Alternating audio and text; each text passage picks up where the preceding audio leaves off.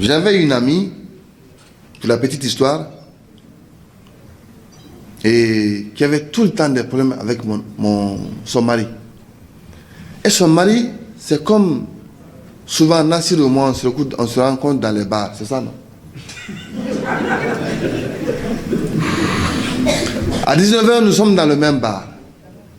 Mais quand il me dit qu'il rentre à la maison, c'est à 23h, il rentre à la maison. Il ne va nulle part. Mais sa femme, les deux sont mes amis, on a étudié ensemble. Sa femme m'a dit qu'elle veut arrêter le mariage. J'ai dit pourquoi? Qu'elle a tout le temps des infections. Je lui ai dit, ah bon? J'ai appelé mon ami. Je lui ai dit donc, entre nous, au-delà de ce que nous connaissons, toi et moi, il y a autre chose? Il m'a dit non. Mais pourquoi ta femme se plaint? Et que lui-même, il ne sait pas. Et tout le monde sait, les femmes sont là. Quand une femme vient aujourd'hui voir un gynécologue, quand il y a une petite infection, tellement qu'ils ont été formés, la première question qu'on te pose, tu es seul avec ton mari? C'est vrai, moi j'ai travaillé au niveau de la gynéco pendant 2 ans. La première question qu'on te pose, tu es seul avec ton mari? Quand elle dit oui, non, ah d'accord, dans ce cas, il faut appeler aussi ta coépouse. Mais si elle est seule, le monsieur a eu des problèmes. Parce qu'on sait que les femmes sont tout le temps tranquilles, traditionnellement. Donc, on ne sait jamais. Donc, le monsieur, on fait une prescription de médicaments, on envoie à la maison, et la femme en venant te trouver, votre nom c'est? Colentin est témoin en âme et conscience entre Dieu. Une fois, sa femme est venue le trouver pour le dire avec le médicament ou bien l'ordonnance. Hey, on a dit de prendre ça, toi et moi. C'est comme ça, il faut. C'est faux? Non, c'est vrai. Et tu prends le médicament une fois. Toi, tu ne sais pas ça vient d'où. La deuxième fois, elle se soigne, mais elle utilise ce qui est responsable de son problème. Parce qu'on ne voit pas au-delà de l'aspect de l'eau. Alors que nos cuves qui sont installées sur nos immeubles, une fois que le propriétaire de bâtiment fait le forage, on installe les cuves de 2000, de 3000 litres, c'est terminé. Ça peut faire 10 ans, 7 ans, personne ne nettoie ou ne lave la cuve. Et qu'est-ce qui se passe? Aujourd'hui, les forages sont construits dans certains quartiers de Conakry. Sur le plan cadastral, ces zones-là étaient réputées être des zones industrielles. Et ces zones industrielles se retrouvent piégées à date au centre et au cœur de la ville. Chaque industrie déverse des déchets. Et ces déchets contiennent beaucoup de produits chimiques. Et ces produits chimiques, notamment les nitrates, qu'on retrouve énormément dans l'eau de forage, provoquent la prolifération des algues. C'est pour cela, quand vous voyez certaines de ces cuves-là, la couleur est verdâtre. La couleur est verdâtre dedans. Vous posez la question, mais pourquoi ça c'est vert? Le taux de nitrate avec la photosynthèse, parce que les cuves sont exposées, ça provoque. Et ces algues-là produisent une toxine qu'on appelle la cyanotoxine. Vu que pour la plupart des femmes qui sont musulmanes, ou ne sont pas, quand elles vont aux toilettes, c'est comme ça elles ont été éduquées. Elles prennent l'eau pour faire leurs toilettes. Ce n'est pas comme les hommes.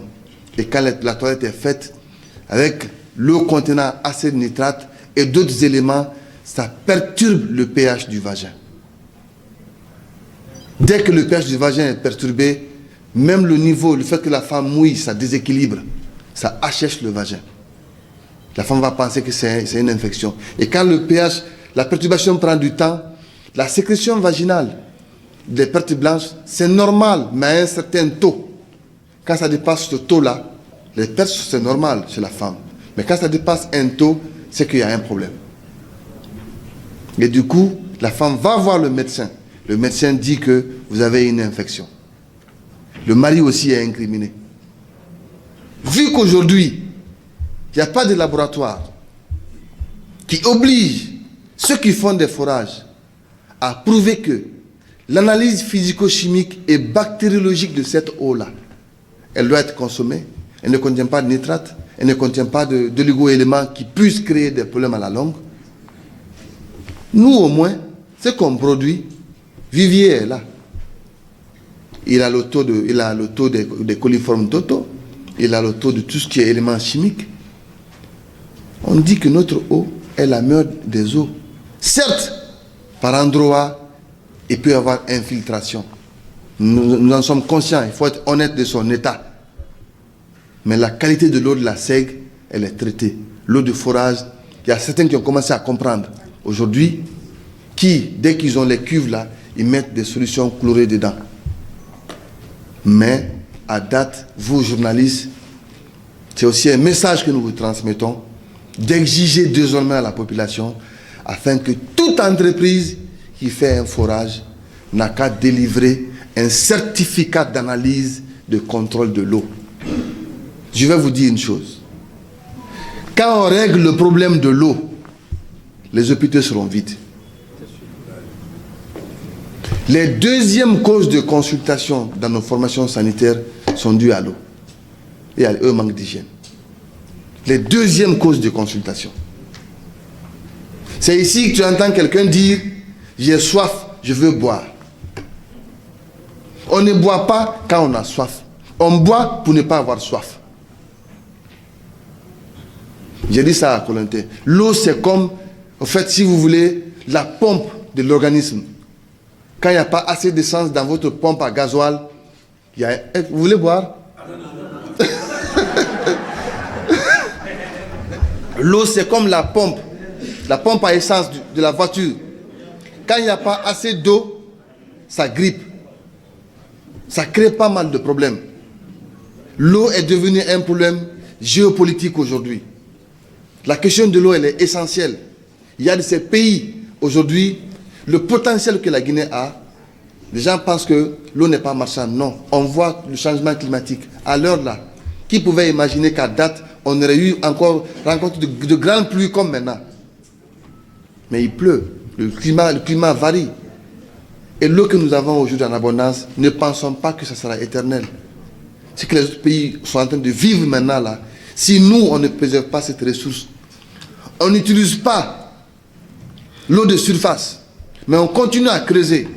On continue à creuser, on continue à creuser. Et ceux qui creusent ça, c'est ceux qui sont sur la partie, disons, la partie dorsale. Quand vous prenez Conakry aujourd'hui, ceux qui sont sur la colline, c'est eux qui font les forages. Et quand tu fais un forage, voici le niveau zéro du sol. Le gars qui fait le forage, il doit quitter d'abord ici, venir au niveau zéro, et ensuite aller en profondeur. C'est pour ça la plupart des bâtiments qui sont vers Kobaya, Nongo et parfois Lambaï, il y a de ces fissures. Nous savons les grosses pompes qu'on a par endroit, comment, disons, le comportement des habitations qui sont aux alentours. Mais tout ça est dû au fait que la politique des 30 dernières années n'a pas permis aux gouvernements successifs de faire de l'eau une question d'intérêt national. Et ça, c'est parce que tout simplement, beaucoup d'acteurs transversaux n'étaient pas impliqués. D'où l'implication de tout le monde, y compris vous.